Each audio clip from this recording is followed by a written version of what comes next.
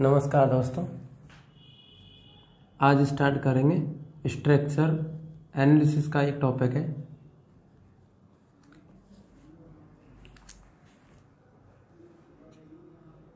Static indeterminacy निकालना।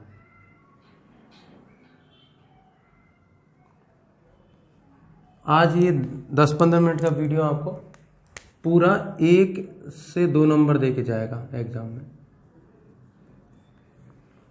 100% इस चीज़ की गारंटी है कि इसमें से एक न एक क्वेश्चन जरूर आएगा, चाहे वो बीटेक से हो चाहे डिप्लोमा से हो। एक क्वेश्चन तो पूरे चांसेस है कि एक क्वेश्चन तो पूरा क्वेश्चन एक तो जरूर आएगा क्वेश्चन यहाँ से। तो आज अपन इस छोटे से वीडियो लेक्चर में आज स्टैटिक इंडिटरमिनेसी निकालना सीखेंगे। और आज का सीखा हुआ आप जीवन भर कोई सा भी क्वेश्चन लगा लेना, चाहे ईएस का, चाहे गेट का, चाहे कोई जेई का, आराम से कोई भी क्वेश्चन नहीं रहेगा जो आपसे नहीं लगे। स्टार्ट करते हैं फिर। अब सबसे पहले अपन रिएक्शन देखेंगे और उसमें टाइप ऑफ सपोर्ट। तो सबसे पहले जिस सपोर्ट की बात करेंगे वो फिक्स सपोर्ट है। फिक्स सपोर्ट, इसमें जो टोटल रिएक्शन डेवलप होती है वो होती है 3। Reaction is 3। कौन सी? Vertical, horizontal and movement. Vertical, horizontal and movement. इस पे मूवमेंट भी आएगा, एक वर्टिकल रिएक्शन, एक हॉरिजॉन्टल। 3 रिएक्शन आती है कहां पर? इस फिक्स्ड सपोर्ट पे। दूसरा है हिंज सपोर्ट। कौन सा? हिंज। हिंज पे मूवमेंट किसके बराबर होता है? 0 के। लेकिन एक हॉरिजॉन्टल और एक वर्टिकल, 2 रिएक्शन, तो रिएक्शन विल बी 2। हिंज पर कितनी? 2। अगर ये कौन सा सपोर्ट? Hinge support. अगर अपन रोलर सपोर्ट देखें, कौन सा? रोलर, तो इस पे एक आएगा, सिर्फ वर्टिकल रिएक्शन आते हैं। कौन से आते हैं? Vertical reactions. तो ये क्या है? रिएक्शंस है जो डेवलप होती है किस पे? सपोर्ट पर। फिक्स सपोर्ट पे 3, vertical, horizontal and movement. Movement is not equal to 0 and horizontal is not equal to 0, vertical is not equal to 0। यहाँ पर मूवमेंट 0 होता है, vertical is not equal to 0 and horizontal is not equal to 0। यहाँ पर movement भी 0, movement 0 के बराबर होता है और एक हॉरिजॉन्टल 0 के बराबर। सिर्फ vertical reaction is not equal to 0। ये वर्टिकल रिएक्शनों को क्या करती है? रजिस्ट करती है या लेती है। सेकेंड वन, अगर अपन दूसरा एक और सपोर्ट देखें, इसे गाइडेड रोलर सपोर्ट बोलते हैं। क्या बोलते हैं? Guided roller support.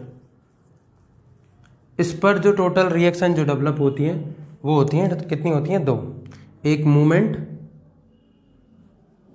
और एक होता है वर्टिकल, क्योंकि हॉरिजॉन्टल कोई रजिस्ट नहीं कर पाएगा ये, क्योंकि इसमें क्या लगा है?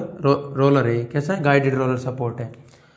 तो हमने टाइप ऑफ सपोर्ट देखे, एक फिक्स्ड, हिंज, रोलर और गाइडेड रोलर। तो यहाँ पर टोटल रिएक्शन डेवलप होती है 3, वर्टिकल, हॉरिजॉन्टल एंड मूवमेंट। अगर हिंज पर देखें तो एक तो होती है वर्टिकल, एक हॉरिजॉन्टल। मूवमेंट हिंज पर क्या होता है? 0। अगर रोलर की बात करें तो रोलर पर मूवमेंट बराबर 0, हॉरिजॉन्टल 0। सिर्फ वर्टिकल रिएक्शन आते हैं किस पे? इस पे, रोलर सपोर्ट पे। गाइडेड रोलर पे याद रखना सिर्फ 2 रिएक्शंस आएंगे। अब आगे अपन कोई बीम डिटर्मिनेट होगी या इनडिटर्मिनेट होगी, इसके बारे में देखेंगे। कि जैसे मान के चलो ये एक सिंपली सपोर्टेड बीम है। कैसी है? सिंपली सपोर्टेड बीम है। तो बीम के केस में, in the case of beam, इस केस में क्या होगा? अगर हम 2 प्रकार से किसी बीम को इंडिटरमिनेट बोले, एक तो एक्सटर्नली। कैसे? एक्सटर्नली इंडिटरमिनेट, और एक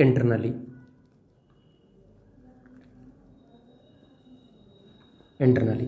तो सबसे पहले जब एक्सटर्नली देखते हैं, बीम के केस में इंटरनली इज इक्वल टू होता है 0। बीम के लिए इंटरनली कैसा होता है? 0।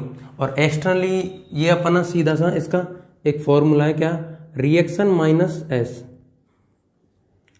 ये है equation of compatibility equation. Compatibility equation कौन सी इक्वेशन है? कॉम्पिटिबिलिटी कौन सी है? समीशन एफ एक्स बराबर 0, समीशन एम वाई बराबर 0, summation M Z equal to 0। ये कितनी होती है? 3। कितनी होती है? 3। तभी अपन इस फॉर्मूले को लिखते हैं R-3। कोई भी डिटर्मिनेट बीम होगी वो इन तीन इक्वेशनों से सॉल्व हो जाए तो वो बीम डिटर्मिनेट बीम कहलाती है। वो बीम क्या कहलाएगी? Determinate beam. कौन सी? इक्वेशन ऑफ कॉम्पिटिबिलिटी से। अब इस बीम में देखेंगे रिएक्शन, तो इस पे कितनी? एक रिएक्शन सिर्फ वर्टिकल, इस पे 1 और 2, इस पे 2 रिएक्शन डेवलप होंगी। तो हम टोटल लिख सकते हैं कि रिएक्शन हमारी कितनी हो गई? 3 के बराबर। तो इस फॉर्मूले में रखेंगे 3 - 3 = 0। मतलब ये बीम कैसी हो गई? Determinate beam.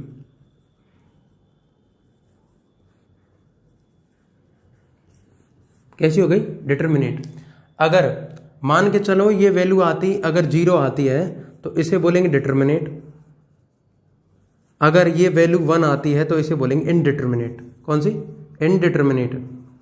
और अगर ये वैल्यू लेस देन 0 आती है, कैसी आती है? लेस देन 0 आती है, तो इस बीम को बोलेंगे अनस्टेबल बीम। कैसे? अनस्टेबल। तो अगर यहाँ से हम समझते हैं कि अगर 0 वैल्यू आती है, जैसे यहाँ 3 - 3 किया तो 0, तो हम इसे इस इक्वेशन ऑफ कॉम्पिटिबिलिटी से क्या कर सकते हैं? सॉल्व कर सकते हैं। अगर ये वैल्यू 1 आती है अरे या 1 से ज़्यादा आती है तो इनडिटर्मिनेट बीम कहलाएगी, वो इस इक्वेशन ऑफ कॉम्पिटिबिलिटी से सॉल्व नहीं होगी। और अगर लेस देन 0 आती है तो वो कैसी होगी? अनस्टेबल होगी। हम अगर बीम में दोनों अगर देखें और ds बराबर होता है DSE + DSI, दोनों को जोड़ के डिग्री, नंबर ऑफ डिग्री निकाल लेते हैं, एक्सटर्नली प्लस इंटरनली। अब बीम के केस में इंटरनली होता है 0 और हमें सिर्फ निकालना होता है एक्सटर्नली। यहां तक बात समझ में आई हो? R-S, और इसी फॉर्मूले को लिखते हैं R-3 भी लिखते रहते हैं हमेशा जनरल कंडीशनों की बात करें तो। अब अगर हम कोई अदर केस लेते हैं, जैसे फिक्स सपोर्ट का केस ले लिया हमने, इस पे टोटल रिएक्शन कितने? 3। कौन सी? वर्टिकल, हॉरिजॉन्टल और एक मूवमेंट। 3 रिएक्शन डेवलप हो रही है यहाँ पे। तो रिएक्शन तो DSE निकालेंगे। कैसे निकालेंगे? R-3, तो 3 - 3, तो ये भी कैसी हो गई? एक प्रकार की डिटर्मिनेट बीम। तो ये सब हमारी सॉल्व हो जाती है कहाँ? सॉम में हम सब डिटर्मिनेट बीम का ही देखते हैं, उनको ही सॉल्व करते हैं। अगर मान के चलो ये कोई कंटिन्यूस बीम है,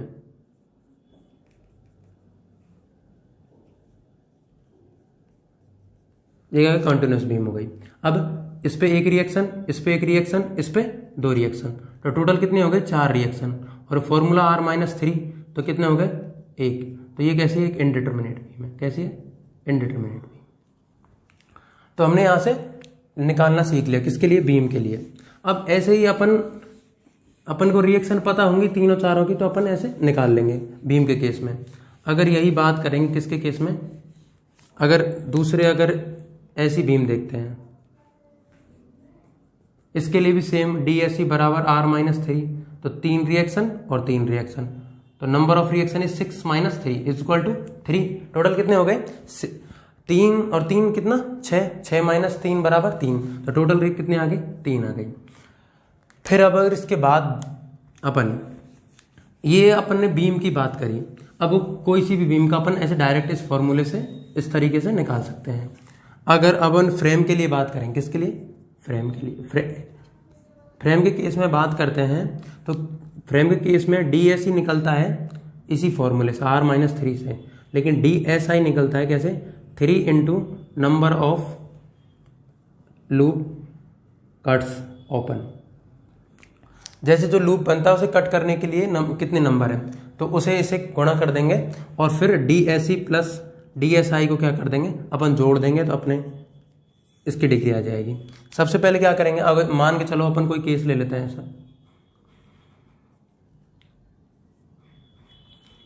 तो इसमें 3 रिएक्शन। अब DSE निकालेंगे सबसे पहले अपन। 3 और 3 6। 6 - 3 = 3। अब DSI इंटरनली देखते हैं कैसा है। तो इंटरनली में सबसे पहले क्या करेंगे? नंबर ऑफ कट्स लूप देखेंगे। वो सीधा सा तरीका अपन ऐसे भी समझ सकते हैं इस चीज को कि नंबर ऑफ जो ये डब्बे बने हैं उनको गिन लो, 1 और 2, तो 3 गुणा 2 बराबर कितना 6। अब दोनों को जोड़ दो, कितने हो गए 3 + 6 बराबर कितना 9। तो इसकी कितनी आ गई 9, ये इसका आंसर हो गया। अगर एक होता है इंटरनल हिंज का केस, किसका इंटरनल हिंज का, इंटरनल हिंज मान के चलो ये कोई बीम है, इसमें क्या होता है अपने यहाँ 2 इंटरनल हिंज लगी हुई हैं, एक ये रही एक ये रही, इनकी मदद से एक क्या इसे क्या बोलते हैं टोटल को इंटरनल लिंक, क्या बोलेंगे इंटरनल लिंक। और वो नंबर इंटरनल हिंज की मदद से इंटरनल लिंक लगा हुआ है किसमें इस बीम में। अब अपन इसको सॉल्व करते हैं, इसके निकालेंगे तो 3 ये और 2 रिएक्शन इसमें। अब अपन DSE निकालेंगे तो रिएक्शन 3 और 2 5 माइनस वो फॉर्मूला R-3। अब जितने भी नंबर ऑफ क्या होते हैं हिंज होते हैं उनको क्या करते हैं घटा देते हैं। अब वो कैसे घटाते हैं, इस पे कितने मेंबर आके मिल रहे हैं 2 मेंबरों से मिलके आके जुड़ रहा है, तो करते हैं M-1 मेंबर -1 मेंबर -1। तो यहां से किया तो कितना 2 - 1 बराबर 1, इधर 2 - 1 बराबर 1, तो 1 1 तो -1 -1, तो क्या हो गया ये 0। मतलब ये कैसी बीम है डिटर्मिनेट, कैसी है डिटर्मिनेट हो गई। किसकी वजह से, क्योंकि इसमें इस पर मूवमेंट इंटरनल हिंज पर मूवमेंट इज इक्वल टू होते हैं 0। मूवमेंट ऑलवेज क्या होता है इस पर 0, मूवमेंट क्या आता है 0। अपन ऐसे निकाल सकते हैं इसे। और जितने भी हिंज होते हैं तो क्या कर देते हैं इनको माइनस कर देते हैं, इसमें से क्या करते हैं माइनस हिंज के लिए मेंबर -1 करके, इसका फॉर्मूला क्या है मेंबर -1 करके। अब ये फिक्स फॉर्मूला है, आपको ये फिक्स 3-4 फॉर्मूले याद करके आपका 1-2 नंबर बिल्कुल सेफ हो जाएगा। एक क्वेश्चन इससे 2018 वाली AN की भर्ती में पूछा था डिटर्मिनेट का। तो अगर अपन दूसरा अगर देखें फ्रेम के केस में, अगर कोई और एग्जांपल लें और यहाँ क्या लगा हुआ है इंटरनल हिंज लगा हुआ है, तो अपन इसका निकालेंगे तो 3 रिएक्शन, तो DSE निकालेंगे R-3 रिएक्शन कितने होंगे 3 और 3 6 - 3 बराबर 3। DSI निकालेंगे, सबसे पहले क्या करेंगे 3 इंटू नंबर ऑफ डब्बे कितने बनते हैं 1 और 2, 3 गुणा 2। अब माइनस करेंगे हिंज को, अब ये 2 मेंबर आके जुड़ रहे हैं तो M-1 मेंबर कितने 2 - 1 बराबर 1, तो इसे 1 घटा देंगे, कितने 3 दूनी 6 - 1 बराबर कितना 5, तो 5 + 3 ये DS की वैल्यू आ गई 8। इसका आंसर हो गया 8, आंसर हो गया। अब ये फ्रेम का केस है, किसका फ्रेम का। अगर अपन कोई और दूसरा फ्रेम देखें एग्जाम्पल के लिए,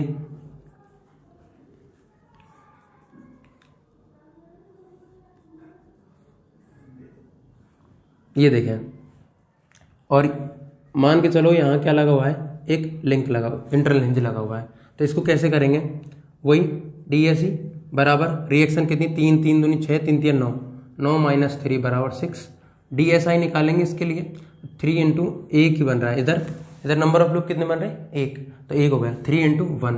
अब हिंज जो घटाना है वो कैसे करेंगे मेंबर -1, कितने मेंबर आके जुड़ रहे हैं 1 2 3 और 4, तो 4 - 1 बराबर 3, तो कितना घटाने 3 3 एकम 3 अरे 0, तो टोटल वैल्यू आ गई DS की 6 + 0 बराबर 6, तो ये इसका आंसर हो गया क्या होगा 3।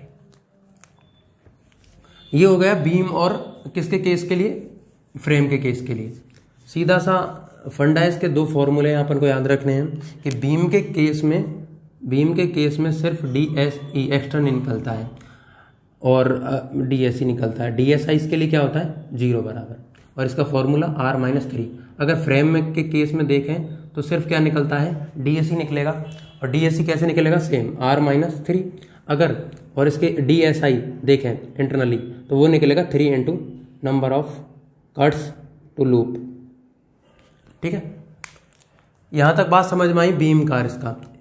इससे आप कैसे भी बीम को और फ्रेम को क्या कर सकते हो सॉल्व कर सकते हो।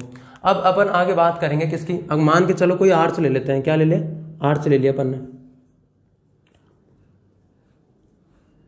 इस पे एक इंटरनल हिंज लगा हुआ है, क्या लगा हुआ है इंटरनल हिंज। इसे देखेंगे कि डिटर्मिनेट है कि इनडिटर्मिनेट है। इस पे कितने नंबर ऑफ रिएक्शन, 2, इस पे 2। अब 4 - 3 डीएसई निकाल लो, कितनी 4 - 3, ये कैसा 3 हिंज आर्च है, कैसा है 3 हिंज आर्च। 4 - 3 इक्वल टू कितना हो गया 1 आ गया। अब क्या आ गया 1 आ गया, और 1 इंच की वजह से घटा देंगे तो ये 0, मतलब ये कैसा डिटर्मिनेट हो गया, कैसा हो गया डिटर्मिनेट।